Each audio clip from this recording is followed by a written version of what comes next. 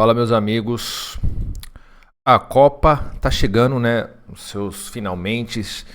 Tivemos nossos primeiros 16avos, os primeiros 3 jogos e parece que já tá desenhando os times que a gente pode, né, cara, as seleções que a gente pode considerar favoritas ao título da Copa do Mundo. Bom, tivemos um Brasil e Japão. Eu quero fazer um vídeo mais detalhado sobre, mas apesar do 2-1, apesar do sofrimento, cara, o Brasil foi muito bem contra o Japão nesse jogo, tá? O gol que o Brasil tomou foi uma falha, né? Foi uma falha de saída de bola do Danilo e uma recomposição lenta do Casimiro, né, cara? E que resultou no gol do Sano, o volante Sano. Cara, fora isso, o Brasil, porra, jogou com as linhas altas, conseguiu deter os contra-ataques, a maioria dos contra-ataques do Japão, né? Claro que sim, o Brasil sofreu alguns momentos do jogo, porque o Japão é um time muito bem aplicado, tático, muito rápido e muito ágil, né, cara? Eles jogaram muito em cima do Danilo e do setor do Ryan, que novamente, cara, pra mim, tá?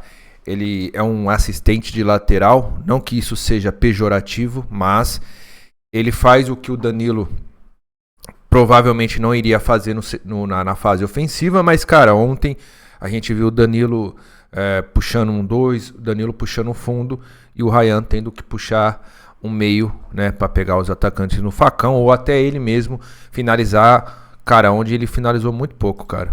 Eu esperava muito mais do Ryan. Eu estou esperando muito mais do Ryan nessa posição. Ele finalizou no gol, fora do gol, muito pouco. Então ele funcionou, cara, mais um assistente de lateral, onde no último terço do campo, que é a fase mais perigosa, ele ou cruzava ou procurava, né, um companheiro melhor posicionado pelo centro. O melhor do jogo pra mim foi o Bruno Guimarães, tá? O Casimiro, apesar do erro, fez o gol, tá? Tomou amarelo e tal, mas o melhor do jogo pra mim, novamente, foi o Bruno Guimarães. Cara, o campo inteiro finalizou, criou chance, deu assistência pro gol da virada com o Martinelli. Cara, não tenho o que falar, cara. O Bruno Guimarães é o coração do meio campo do Brasil. O Paquetá tava meio tímido no jogo, certo? E saiu lesionado, então a gente não conseguiu ver muita coisa do Paquetá. Vinícius Júnior, como todo mundo imaginou, encaixotado completamente. Não conseguiu, por muitas vezes, sair do 1-1, tá? Então, se vocês verem, ele teve chances, claro, o Vinícius Júnior é muito perigoso, mas as finalizações foi muito abaixo dos números dele na Copa até agora.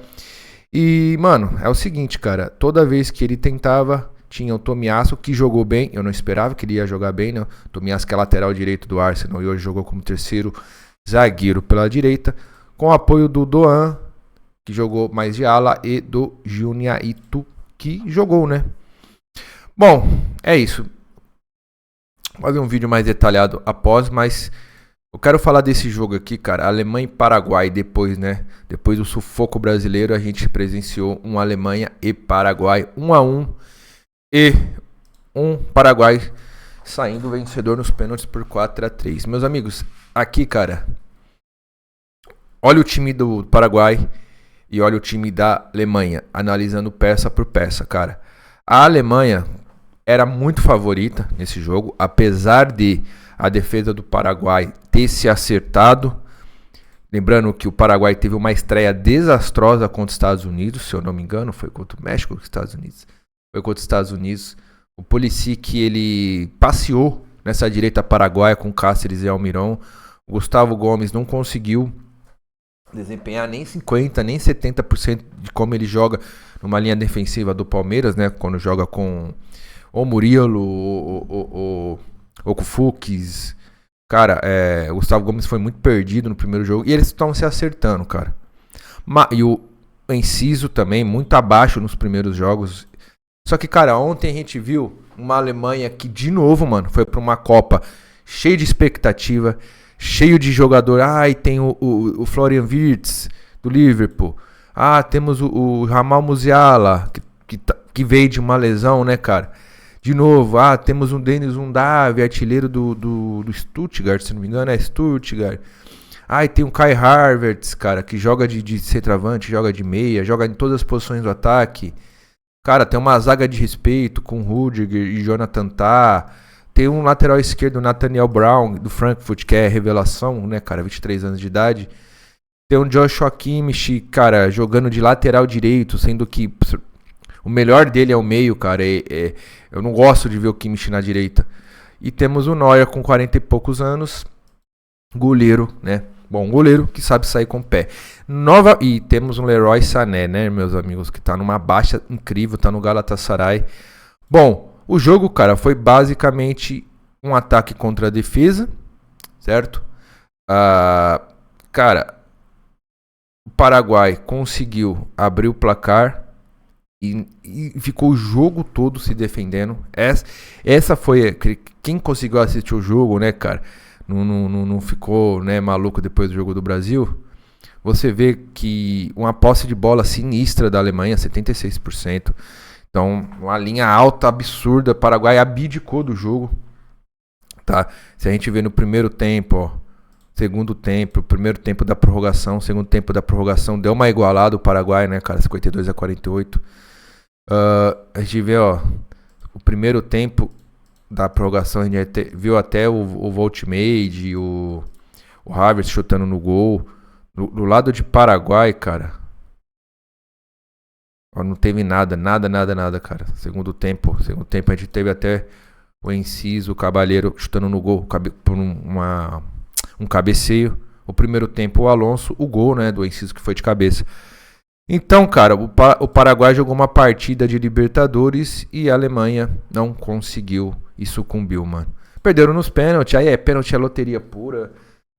Muita gente fala, tem goleiro que consegue adivinhar, tem atacante que bate tão bem que é impegável. Pra mim é muito loteria, cara. E a Alemanha ficou novamente.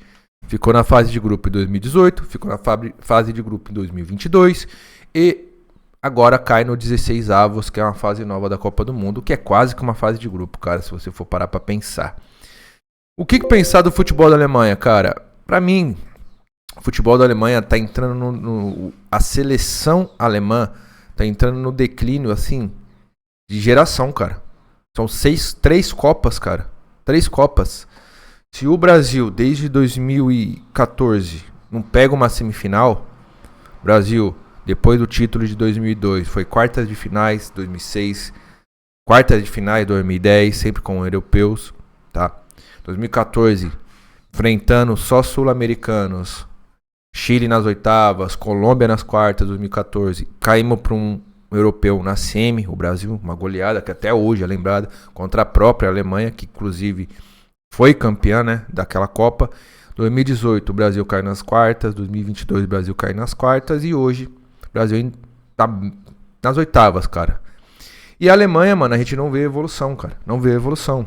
Talvez a gente vê uma Alemanha diferente numa Nations, numa Europa League, mas numa Copa, cara, não vejo evolução. E como eu sempre falo, velho, tem meus vídeos aí, Alemanha nunca, Inglaterra nunca será favorita à Copa do Mundo. Nunca entrará como favorita à Copa do Mundo.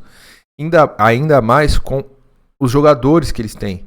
Cara, hoje, facilmente a gente consegue falar favoritos à Copa do Mundo. França, Espanha e hoje o Brasil, tá? O Brasil não chegou como favorito. O Brasil tem peças de favoritismo. Vinícius Júnior, Rafinha, Bruno Guimarães, Fabinho, Casimiro, Danilo, Marquinhos, Gabriel Magalhães, 2 zagueiros que disputou a Champions League, um foi campeão. Alisson, o goleiro do Liverpool, cheio de título. Irmão, o Endrick, sensação. Neymar, nem se fala. Cara, a gente tem elenco de favorito. Mas o que pode mostrar que a gente é favorito é no campo. O Brasil não chegou favorito no campo. Está adquirindo esse favoritismo no campo. A Alemanha, cara, ela sempre chega favorita baseada não sei o que. Sempre tem um nome ou outro aqui que colocam ali e esse vai levar às finais e nunca acontece. Nunca acontece. E mais um ano, mano. E eu não sei o que esperar nas próximas Copas, cara. Talvez a Alemanha nem se classifique, não sei.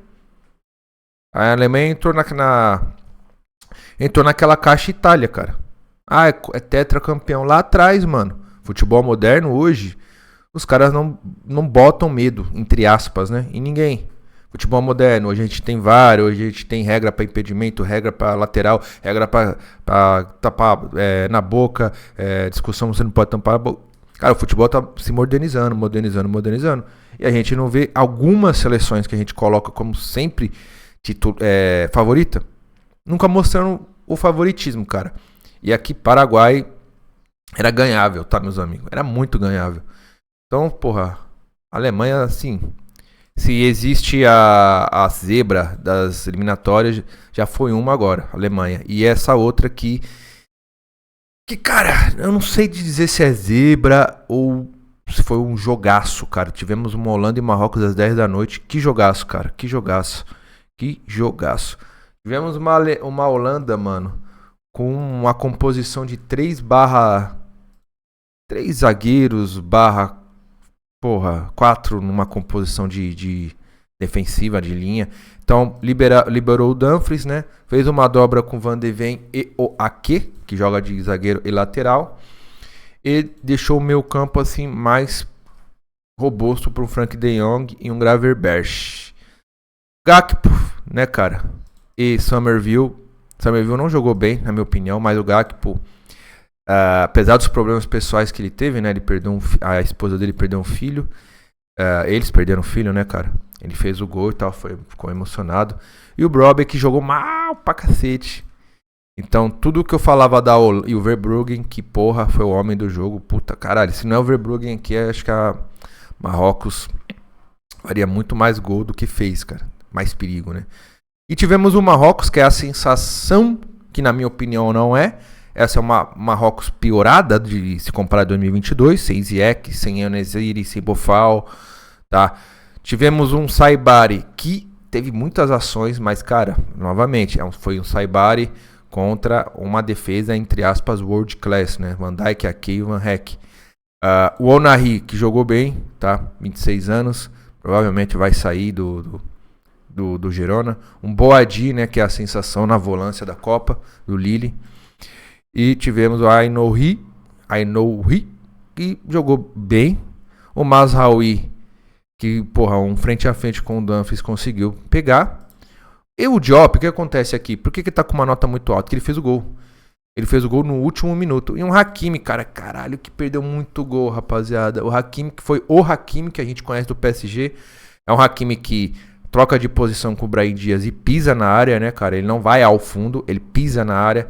Então ele perdeu muito gol, cara, na minha opinião. Ó, 2 chances criadas, 3 chances criadas, uma finalização no gol, uma fora. Então, ó, olha o mapa de finalizações. Deixa eu ver se não tá, do Hakimi dentro da área, cara. Loucura, pô. E teve um chute aqui que acho que a bola bateu na trave. Cara, loucura. Mesmo com a dobra na esquerda do Ake, Van de Ven e o Gakpo no apoio, não conseguiram segurar, tá? Então, meus amigos, o que a gente consegue ver aqui do Marrocos, tá? Marrocos teve mais posse no total, mas no primeiro tempo foi muito equilibrado, tá? Segundo tempo, só deu Marrocos. Tá perdendo, né, cara? Então, o gol do Gakpo foi aos 72, assim. Um time que toma um gol aos 72, cara, praticamente obriga o outro a se jogar. Foi levado o Marrocos conseguiu o gol, né? Com o Diop de cabeça, um golaço até, cara. Foi no meio do zagueiro, subiu assim, limpo, fez o gol. E tivemos o primeiro tempo da prorrogação e o segundo tempo da prorrogação, que só deu Marrocos com posse de bola, né? E criou mais chances, tanto no primeiro e no segundo. E nos pênaltis a gente viu uma disputa de pênalti muito ruim.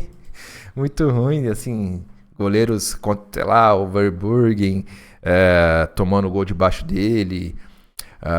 O Bono pegando um chute, uma bomba do meio do campo, do meio do gol, né, do Summerville. Se eu não me engano foi Summerville, ele pegou com a mão, assim.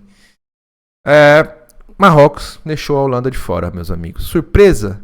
Para alguns sim, para outros não. Temos uma Holanda, um Canadá e Marrocos, e por mais que seja Marrocos, eu acho que esse jogo tá equilibrado ainda de novo. E teremos um Paraguai e um vencedor hoje de França e Suécia, tá? E hoje teremos Costa do Marfim e Noruega, que vai definir o Brasil. E o adversário do Brasil vai ser 5 horas no domingo. Outro jogaço também. Eu tô torcendo assim pro Brasil que seja Costa do Marfim, tá? Por questões de tática. Eu não quero pegar uma Noruega, mas a Noruega não é invencível, tá, meus amigos? Então, falar sobre esses dois times aí a gente falaria depois. Então é isso, cara. Tivemos aí as primeiras definições, os primeiros eliminados 16 avos. Vocês acham que a Alemanha era a favorita à Copa? Prometia muito mais? O que vocês acham da Holanda? A Holanda chegou longe. Marrocos, né, cara? É favorito? Deixa nos comentários aí. Então até os próximos vídeos aí, até as definições dos próximos jogos. Tamo junto.